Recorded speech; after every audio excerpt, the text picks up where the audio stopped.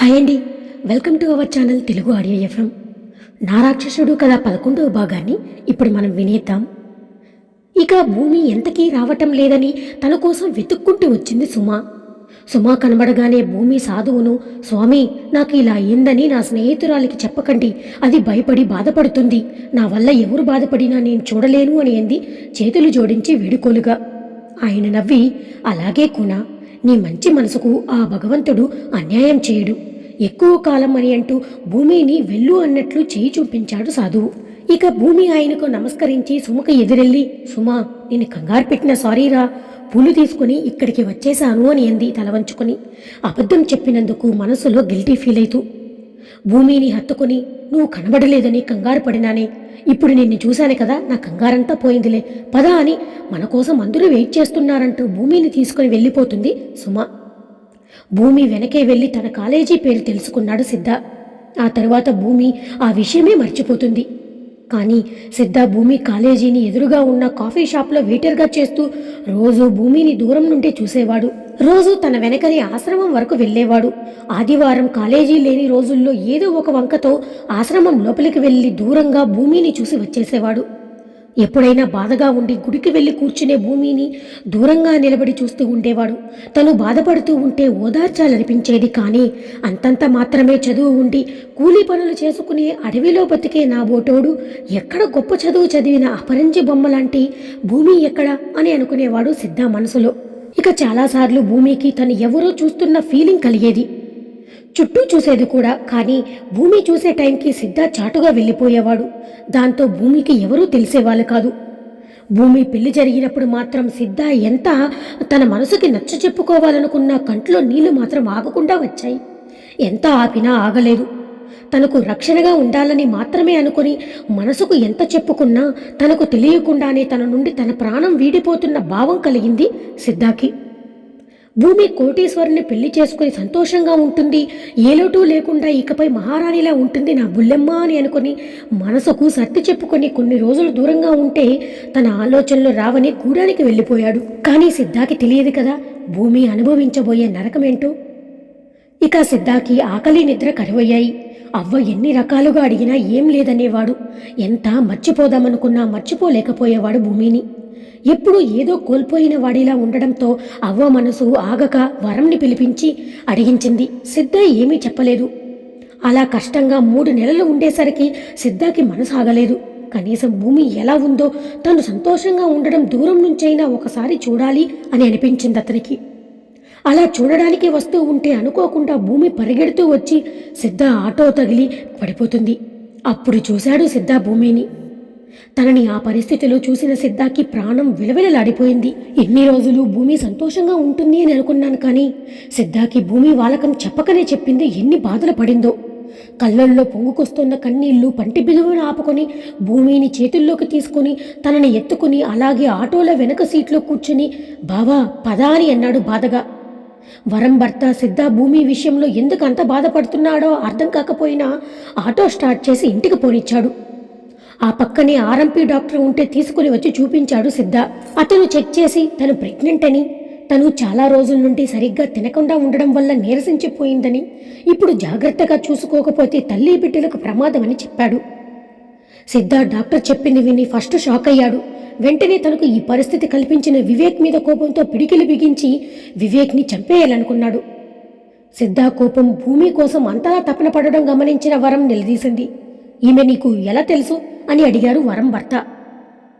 సిద్ధ భూమి తనని ఎలా కాపాడిందో, తనకు భూమి తోడు నిలవాలనుకునింది అన్నీ చెప్పి కన్నీళ్లు కారుస్తూ భూమి ముందు మోకాళ్లపై కూలబడి, నన్ను కాపాడిన నా దేవతకు కనీసం కడుపుకు తిండి లేని పరిస్థితి వస్తే నేను ఎక్కడో ఉండిపోయాను అని అంటూ భూమి చేతిని పట్టుకుని, నన్ను క్షమించు బుల్లెమ్మ, ఇకపై నా ప్రాణం ఉన్నంత వరకు నీ చేతిని వదలను బుల్లెమ్మ, ఎవరు వచ్చినా ఏ పరిస్థితి ఎదురైనా కానీ నిన్ను ఇక వీడి దూరం వెళ్ళలేను అని అంటూ, నీకు ఇంత నరకాన్ని చూపించినా నిన్ను ఈ స్థితిలో పడేసిన వాడు ఎవరైనా కానీ, ఎంతటి వాడైనా కానీ, వాడికి నా చేతిలో అంతకంటే నరకం చూపించకపోతే నువ్వు కాపాడిన ఈ ప్రాణానికి అర్థం ఉండదు అని అనుకున్నాడు మనసులో.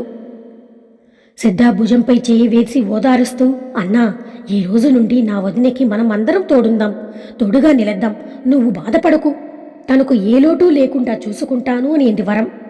వరం వైపు చూసి చిన్నగా నవ్వి తల ఊపాడు సిద్ధ. ఇక ఆ రోజు నుంచి ప్రతిరోజు నువ్వు నిద్రపోతూ ఉంటే మన బాబుకు కబుర్లు చెబుతూ తెల్లవార్లు గడిపేవాడిని అని అంటూ తన గతాన్ని ముగించాడు సిద్ధ. భూమి సిద్ధాని ఇంకా గట్టిగా హత్తుకుని, నువ్వు ముందే నన్ను ఎందుకు కలవలేదు సిద్ధ అంటూ దూరం జరిగి, అప్పుడే కలిసి ఉంటే మన జీవితం మరోలా ఉండేది కదా, ఎందుకురా అలా చేశావు? నేను చెప్పనా, నాకు బంగ్లాలు కార్లు కావాలని, నీకు నువ్వే అనుకుని దూరంగా ఉంటావా అంటూ ఏడుస్తూ సిద్ధ ఎదపై కొడుతూ వివేక్ చేతిలో తను చూసిన నరకాన్ని తలుచుకుని ఏడుస్తూ ఉంది. భూమి కొడుతున్నా కదలకుండా దెబ్బలు తింటూ భూమి కన్నీళ్లు తుడుస్తూ, బుల్లెమ్మ నీ చేతులు నొప్పెడతాయి, నీకింకా కొట్టాలనుంటే ఉండు, కర్ర తీసుకొస్తా, దానితో కొడుదువు గాని, నీ చేతులకు శ్రమ పెట్టకు, చూడు ఎర్రగా కమిలిపోయాయి అని అన్నాడు. సిద్ధ అప్పుడు కూడా తన బాధ గురించే అంటూ ఉంటే కొట్టడం ఆపి సిద్ధాని వాటేసుకుని, నీకు తెలుసా నాకు నీ చూపుల వల్ల ఎన్నిసార్లు అలజడి కలిగిందోనని, నా మెడలో ఆ వివేక్ తాళి కడుతూ ఉంటే నాకు సంబంధించినదేదో నాకు దూరమైపోతుందని కన్నీళ్లు వచ్చేశాయిరా. అయినా అప్పుడు వచ్చి ఆ పెళ్లి ఆపేసి నువ్వు నా మెడలో తాళి కట్టేయాల్సింది, అప్పుడు నీతో నేను సంతోషంగా ఉండేదాన్ని, ఎందుకు ఆపలేదు అని అంది వెక్కుతూ. సిద్ధ భూమి కన్నీళ్లు తుడుస్తూ, బుల్లెమ్మ ఇక ఆ విషయం వదిలేసాయి, అసలు ఆ వ్యక్తిని నీ జీవితంలో రాలేదే అని అనుకో, జరిగింది నా తప్పే, కానీ అది మార్చలేను అని అంటూ మరింతగా తనలో పొదువుకొని ఓదార్చి భూమి తలపై ముద్దు పెట్టుకున్నాడు ప్రేమగా. ఇక్కడ వివేక్ కోమా నుండి బయటకు వచ్చాడు. ఆ విషయం తెలిసిన ధనుష్ హాస్పిటల్కి వచ్చాడు. డాక్టర్ ధనుష్తో వివేక్ చేసిన టెస్టులన్నీ చెక్ చేసి, ధనుష్ గారు మీ బ్రదర్ కోమా నుండైతే బయటపడ్డాడు, కానీ అతను ఇప్పుడే లేవలేడు, మాట్లాడలేడు, మనం చెప్పేది వినగలడు కానీ తిరిగి మాట్లాడలేడు, కానీ ఇలాగే ఉంటాడని చెప్పలేము, ఏదో ఒకరోజు నార్మల్ అవ్వడానికి ఛాన్స్ కూడా ఉంది, ఆయనకు కొన్ని మెడిసిన్స్ క్రమం తప్పకుండా వాడాలి, ఇక్కడే ఉంచి ట్రీట్మెంట్ చేయమంటే చేస్తాం, లేదంటే మీరు ఇంట్లో ట్రీట్మెంట్ తీసుకుంటామన్నా తనకు ఒక నర్సుని అలర్ట్ చేస్తాం, నేను రోజు వచ్చి చెక్ చేస్తా, ఏది చేయమంటే అదే చేద్దామని అన్నాడు. ఇక ధనుష్ కాసేపు ఆలోచించి, ఇక్కడ అవసరం లేదులేండి, ఇంటికి షిఫ్ట్ చేయండి, ఆ ఫార్మాలిటీస్ మీరే చూడండి, నాకు వర్క్ ఉంది అంటూ ఒకసారి వివేక్ని చూసి వెళ్ళిపోయాడు. వివేక్కి అన్నీ తెలుస్తున్నా గానీ తిరిగి ఏమీ చెప్పలేక లోపల కుమిలిపోవడం స్టార్ట్ అయ్యాడు. ఒకరోజు వివేక్కి నోరు పెడచకట్టుకుపోయి దాహం విపరీతంగా అవుతూ ఉంటే ధనుష్ మాటలు వినబడుతున్నాయి గది బయట. తమ్ముడు తన దగ్గరకు వస్తే సైగల ద్వారా అయినా చెప్పవచ్చు అని అనుకుని డోరు వైపే చూస్తూ ఉన్నాడు. కానీ ధనుష్ లోపలికి రాలేదు సరికదా, ఆ నర్సుతో పాటు రొమాన్స్ చేస్తూ అక్కడి నుంచి ఆమెను బయటకు తీసుకెళ్లిపోయాడు. మొదటిసారి అనిపించింది, భూమి తన పక్కనే ఉంటే తనని చంటి పాపలా చూసుకునేది, నాకు సేవలు చేసి నన్ను బాగు చేయడానికి ఎంత శ్రమైనా పడి ఉండేదేమోనని ఆలోచిస్తూ ఉంటాడు. భూమి విషయంలో తను ఎంత దారుణం చేశాడో గుర్తు చేసుకుని భూమి రూపాన్ని తలుచుకుంటూ అలాగే ఉండిపోతాడు వివేక్. ఇక మరొక వైపు భూమి సిద్ధ ఇద్దరూ చుట్టూ మర్చిపోయి ఒకరినొకరు హత్తుకొని ఉండిపోయారు. అందులో ప్రేమ తప్ప కోరిక లేదు.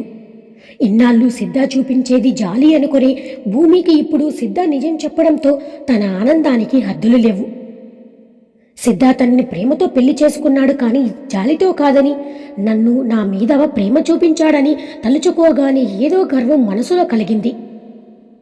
నావాడు నా సిద్ధ అని అనుకుంటూ తను చూపించిన ప్రేమంతా గుర్తు తెచ్చుకుంటూ మొదటిసారి సిద్ధ తనవాడిగా తన హక్కుగా ఫీల్ అయ్యింది. ఎప్పుడు తనలో సిద్ధాపై ప్రేమ మొదలయ్యిందో తనకే తెలియదు భూమికి. కానీ జీవితంలో మొదటిసారి నాకు ఈ లోకంలో నా కోసం తప్పించేవాడు ఉన్నాడని ఉప్పొంగిపోయింది భూమి మనసు. సిద్ధ భూమిని తన సొంతం అనుకునే భావనతో తిట్టడం, కొట్టడం, ఆ చనువు చూపించడంతో భూమి తనని మనస్ఫూర్తిగా భర్త హోదా ఇచ్చిందని ఆనందంగా ఆ మూమెంట్ని ఆస్వాదిస్తూ ఉన్నాడు భూమి కౌగిలిలో. బాబు పాలు కోసం ఏడుస్తూ ఉంటే వరం భూమిని వెతుకుతూ వచ్చింది.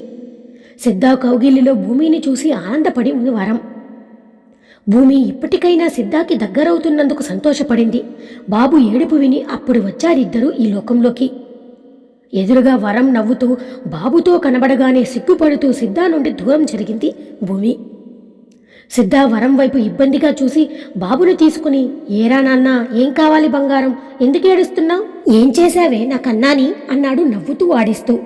వరం బొంగమూతి పెట్టుకుని, అన్నా, వాడిని ఇంతసేపు ఆడిస్తే వాడు ఆకలికి ఏడిస్తే నేను ఏదో చేశానంటావా, పో, ఇక నీ కొడుకుని నువ్వే ఆడించుకో అని అంది. భూమి వరం చేతిని పట్టుకుని, సిద్ధ తమాషా కన్నాడు వరం, నువ్వు అలగకు, సిద్ధ మనసు నీకు తెలియదా అని అంది. వరం నవ్వేస్తూ సరే అంది. సిద్ధా చేతిలో బాబుని తీసుకుని చాటుగా ఉన్న ఒక చోట కూర్చుని పాలు పట్టించింది భూమి. భూమి అలా వెళ్ళగానే వరం సిద్ధా చేతిని పట్టుకుని, ఏంటన్నా మా వదిన నిన్ను ఓకే చేసినట్లు ఉంది అని అంది ఆట పట్టిస్తూ. సిద్ధా నవ్వుతూ తనకు నిజం చెప్పేశాను వరం అని అన్నాడు. అందరూ సంతోషంగా దైవ దర్శనం చేసుకున్నారు. భూమి ముఖంలో సంతోషం కొత్త కళను తెచ్చింది. సిద్ధా భూమి వైపు ఆరాధనగా చూస్తూ ఉన్నాడు. ఆ చూపులు తెలుసుకున్న భూమి సిగ్గుతో తల వంచుకునేసింది. నైట్ భోజనం చేసి ఆరుబయట కూర్చుని బాబుతో ఆడుతూ నవ్వుతూ ఉన్న సిద్ధా ఆనందాన్ని రెప్పవేయకుండా చూస్తూ కూర్చుంది భూమి. బాబును ఆడిస్తూనే, ఏంటి బుల్లెమ్మ అలా చూస్తున్నావు అని అన్నాడు కళ్ళెగరేస్తూ. భూమి తడబడుతూ, అదేమీ లేదు బాబు నవ్వు చూస్తూ ఉన్నా అని అంది. భూమి పక్కన వచ్చి కూర్చుని, బుల్లెమ్మ బాబు నవ్వు మాత్రమేనా, ఆ బాబు నవ్వు కూడా చూసావా అని అన్నాడు కొంటిగా. భూమికి కాసేపు అర్థం కాలేదు సిద్ధా ఏమన్నాడు. అర్థమై సిగ్గుపడుతూ లోపలికి వెళ్ళిపోతుంది. సిద్ధా నవ్వుకుంటూ, రే కన్నా మీ అమ్మ సిగ్గుపడుతుంటే చాలా ఆనందంగా ఉంది కదరా అని అన్నాడు. వాడేదో అర్థమైనట్టు చిరునవ్వు నవ్వాడు. నీకు అన్నీ అప్పుడే అర్థమైపోతున్నాయే రా అంటూ లోపలికి వెళ్ళి కింద పడుకుని తన ఎదపై బాబును పడుకోబెట్టుకుని కబుర్లు చెబుతూ జోకొడుతూ నిద్రపుచ్చాడు బాబుని. భూమి బాబును బెడ్ మీద పడుకోబెట్టి ఇటు అటు పిల్లో సెట్ చేసి వచ్చి సిద్ధా పక్కన పడుకుంది. సిద్ధా భూమి వైపు తిరిగి, ఏంటి బుల్లెమ్మ ఎక్కడ పడుకున్నావు, కింద నువ్వు పడుకోలేవులేపో పైన పడుకో అని అన్నాడు. భూమి సిద్ధా దగ్గరకు జరిగి అతని ఎదపై పడుకుని, ఇక్కడ నాకు బాగుంది అని అంది కాస్త బిడియం సిగ్గు కలగలిపిన ఫీలింగ్తో. సిద్ధా భూమిని దగ్గరికి తీసుకోవాలని చేతులు దగ్గరకు వేయబోయి మళ్ళీ వెనక్కి తీసుకుని, బుల్లెమ్మ ప్లీజ్ వెళ్ళి అక్కడే పడుకో అని అన్నాడు రిక్వెస్ట్గా. సిద్ధా భూమి అంత దగ్గరగా ఉంటే తనలో కలిగే ఆ ఫీలింగ్స్ని అదుపు చేసుకోవడానికి అవస్థ పడుతూ ఉన్నాడు. నేను నీ పక్కన ఉండడం నీకు నచ్చలేదా అని అంది బాధగా ఫేస్ పెట్టి. అయ్యో అలా కాదు బుల్లెమ్మ అని అంటూ, ఎలా చెప్పాలి నీకు, నాకు నువ్వు ఇంత దగ్గరగా ఉంటే ఏటేటో అయ్యి కంట్రోల్ తప్పేలా ఉన్నాను. తర్వాత నేను ఏదైనా చేస్తే నీ భయాన్ని నిజం చేసిన వాడిని అవుతాను అని అనుకున్నాడు మనసులో.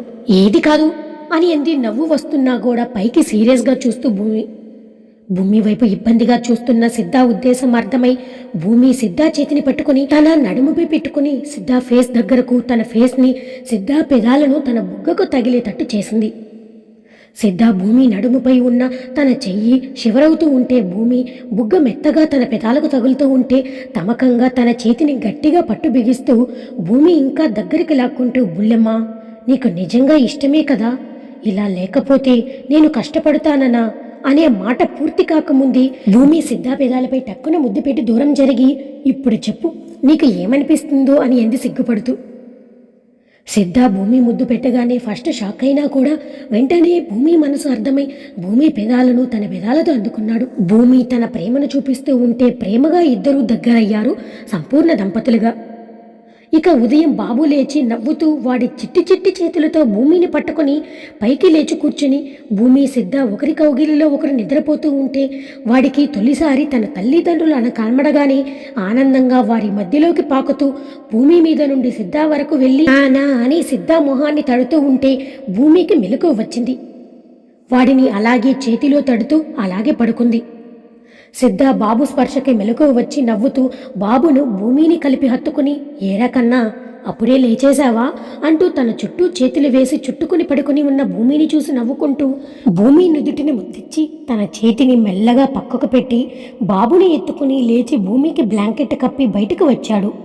భూమి నిద్ర డిస్టర్బ్ కాకుండా అవ్వ పాలు కాచి పాల బుడ్డీలో వేసి ఇస్తే సిద్ధ బాబుని ఒడిలో పడుకోబెట్టుకుని పట్టించాడు. భూమి లేచి స్నానం చేసి రెడీ అయ్యి పూజ చేసుకోవడానికి పూల కోసం బయట ఉన్న మందార పూల చెట్టులో పూలను కోయడానికి చెట్టు దగ్గరకు నిలబడింది. పైన పూసిన పూలను కోయడానికి అవస్థ పడుతూ అవి అందకపోతూ ఉంటే కష్టంగా కొనకాళ్లపై నిలబడి అందుకుంటూ ఉంటే అది చూసిన సిద్ధ బాబును అవ్వకు ఇచ్చేసి భూమి దగ్గరికి వచ్చాడు. అమాంతం భూమిని పైకెత్తి, ఇప్పుడు కోసుకో బుల్లెమ్మ అని అన్నాడు నవ్వుతూ. భూమి బిడియంగా చూసింది. సిద్ధ కోసుకో బుల్లెమ్మ అని అనగానే చకచకా పూలు వేసుకొని ఇక దించు సిద్ధ అని అంది. నాకు బరువు కాదలే బుల్లెమ్మ నువ్వు అని అంటూ మెల్లగా కిందకి దించి భూమి చెవిలో, నువ్వు ఇలా మాటి మాటికి సిగ్గుపడుతూ ఉంటే నాకు నిన్ను అస్సలు వదలాలనిపించలేదు. రాత్రి వరకు ఆగాలంటే కష్టం బుల్లెమ్మా అని అన్నాడు హస్కీగా నవ్వుతూ. భూమి సిద్ధ మాటలకు కళ్ళు పెద్దవి చేసి ఆశ్చర్యంగా చూసింది. సిద్ధ భూమి ఎక్స్ప్రెషన్ చూసి నవ్వుతూ భూమి చుట్టూ చేతులు వేసి లోపలికి తీసుకొచ్చాడు. భూమి మాత్రం సిద్ధ మాటలకు సిగ్గుపడుతూ లోపలికి వెళ్ళిపోయింది పూజ చేయడానికి. సిద్ధ ఆ రోజు నుంచి భూమితో బాబుతో పూర్తి సంతోషాలతో ఆనందంగా ఉంటున్నాడు. భూమికి ఏ లోటు రాకుండా చూసుకోవాలని తను చేస్తున్న క్వారీ యజమాని సహాయంతో ఒక క్వారీని లీజుకు తీసుకుని చిన్నగా బిజినెస్ స్టార్ట్ చేశాడు. లాభాలు బాగానే వస్తున్నాయి. జీవితం హ్యాపీగా సాగుతుంది. రోజులు నిమిషాల్లా గడిచిపోతున్నాయి ఇద్దరికీ. ఇప్పుడు బాబు బుడిబుడి అడుగులు వేస్తున్నాడు. వాడితో ఆడుతూ ఉంటే సిద్ధ లోకమే మర్చిపోతాడు. అంతలా ప్రేమను పంచుతున్నాడు బాబు మీద. భూమి బాబు ఇద్దరూ తనలో సెరిసగమయ్యారు. భూమికి సిద్ధ ప్రాణంగా మారిపోయాడు. ఆ రోజు బాబు మొదటి పుట్టినరోజని అందరినీ పిలిచి విందు భోజనం పెట్టారు. అందరూ బాబును ఆశీర్వదించి వెళ్లారు కూడా. ఇక మరోవైపు వివేక్ ఇదివరకు తను చేసిన తప్పులకు గుర్తు చేసుకుంటూనే అంతర్మదనం మొదలైంది వివేక్లో. ధనుష్ ఏదో ఫార్మాలిటీ కోసం వచ్చి చూసిపోయేవాడు. వివేక్ మనసులో భూమి అంటే ఇప్పుడు కోరిక లేదు, ఆరాధన మొదలైంది. ధనుష్ మాత్రం భూమిని వెతకడం మానలేదు. అలా మరో 6 నెలలు గడిచిపోయింది. ఇప్పుడు వివేక్లో మార్పు వచ్చింది. మెల్లగా మాట్లాడగలుగుతున్నాడు. చేతులు కదిలినా కాళ్ళు నడవడానికి సహకరించడం లేదు. వీల్చైర్లో కూర్చొని బటన్ క్లిక్ చేస్తూ తను అనుకున్న చోటకి వెళ్ళగలడు. అలా సెట్ చేయించాడు ధనుష్ తన అన్న కోసం. ఓ రోజు భూమి కోసం వెతుకుతున్న రౌడీలు ధనుష్ ముందు ఓ వ్యక్తిని తీసుకొచ్చి నిలబెట్టారు. ధనుష్ వాడిని చూసి, ఎవడు వీడు, ఎందుకు తీసుకొచ్చారు అని అడిగాడు అనుమానంగా. సార్, వీడికి మేడం ఎక్కడుందో తెలుసు సార్ అని అన్నాడు వాళ్ళు. ఒక్కసారిగా ధనుష్ ఫేసులో సాధించానన్న గర్వం తొణికిసలాడింది. వివేక్ మాత్రం మొదట హ్యాపీ ఫీల్ అయినా తమ్ముడు గురించి అతని పైశాచికం తెలిసి కలవరపడ్డాడు. భూమి ఎప్పటికీ ధనుష్ చేతికి చిక్కడానికి వీలు లేదు, అలా జరగకూడదు అని అనుకున్నాడు మనసులో. ఇప్పుడు భూమిని ధనుష్ చేరుకోగలడో లేదో. వివేక్ భూమిని చూస్తే తన ఫీలింగ్ ఏంటనేది మనం నెక్స్ట్ పార్ట్లో తెలుసుకుందాం.